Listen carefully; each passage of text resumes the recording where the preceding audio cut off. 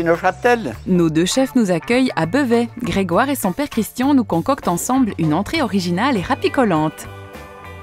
Grégoire et Christian sont tous les deux passionnés de cuisine. Ils aiment beaucoup se lancer des défis avec de nouvelles recettes. Père et fils travaillent en équipe, même si les rôles sont bien définis. Ben, le chef, c'est moi. C'est toi.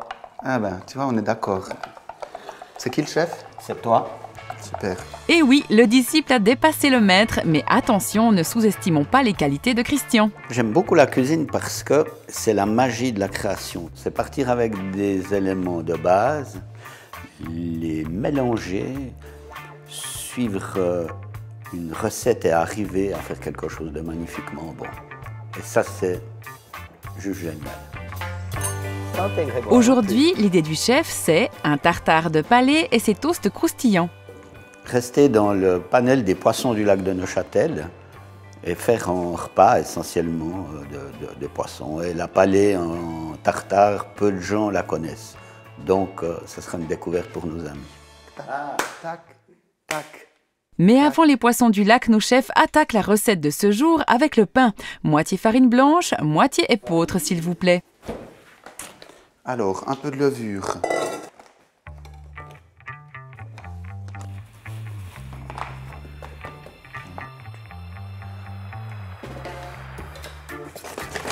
Je vais faire fondre la levure dans de l'eau. Tiens, tu verses dans le petit trou. Tu fais une petite pâte au milieu. Je ramène les bords de la farine dans la levure. On ajoute de l'eau. T'as déjà mis combien là? Il y en avait 2 avant.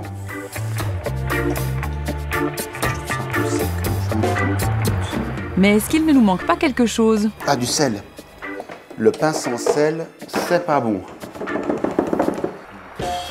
Évidemment, on peut aussi pétrir la pâte à la main, mais apparemment... Moi, j'aime bien. C'est un peu magique, hein? Et ça sent hyper bon, je trouve. Pendant que ça tourne, un peu de jonglerie. Vas-y, Greg. Bon, c'est au tour de Christian. Voilà. Pas mal, hein? Plus difficile.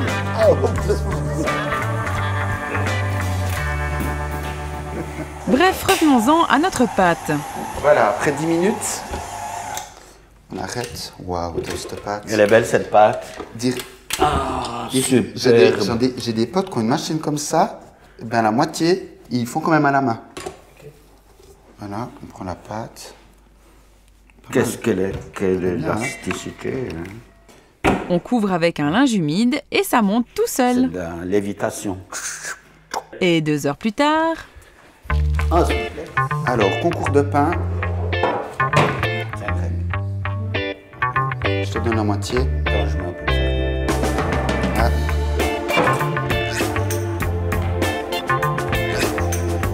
Et maintenant, selon l'humeur, Christian et Grégoire laissent Quoi? parler leur créativité. Je vais faire un pain long, torsadé. pas mal.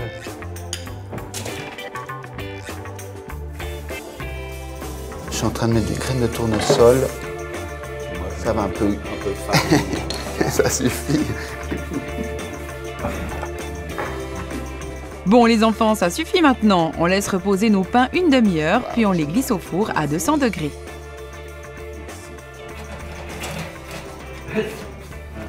Il est temps de s'attaquer au tartare, mais qui de Christian ou de Grégoire pèle le plus vite une pomme? À vos marques? 3, 2, 1, partez. Donc là, il y a une question technique. Je crois que j'ai une meilleure technique que toi. Oh, t'as pas le même ustensile. Parce que tu crois que j'aurais pas gagné avec le tien? Mais si, mais écoute, finalement, toujours aller vite, toujours aller vite. Ça sert à rien. 14 minutes.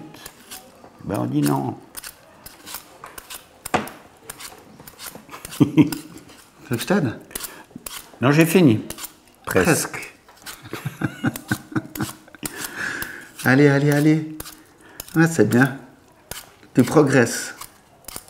Ça doit être super fin, les Alors, on a le choix. On peut maintenant émincer nos pommes en petits cubes. On ajoute une échalote, un peu de cerfeuil, quelques gouttes de citron vert, du sel et du poivre.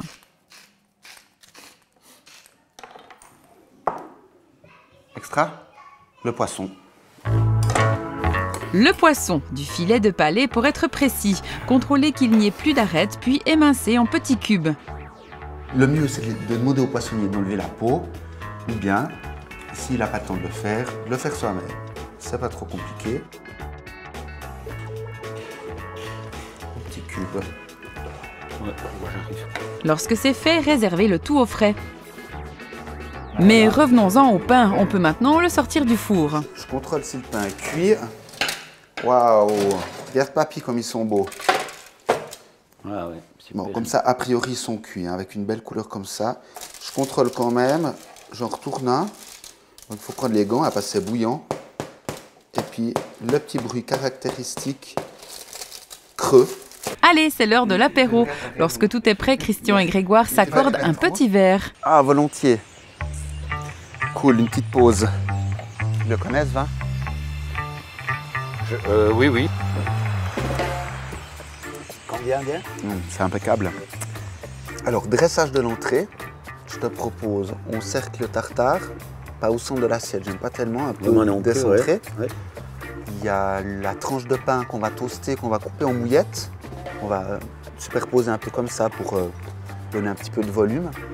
Et puis, un petit brin de ciboulette là au travers. Voilà, c'est prêt à servir.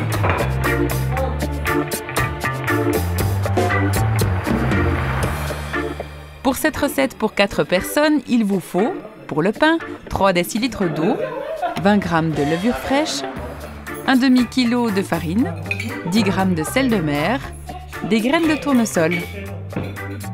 Et pour le tartare de poisson, 300 g de filet de palais sans peau ni arête, une pomme acide et croquante, quelques brins de cerfeuil, un jus de citron vert, 4 brins de ciboulette, du sel, du poivre. La semaine prochaine, nous retrouvons Christian et Grégoire qui vont nous faire découvrir un délicieux plat, des quenelles de brochet sauce Nantua.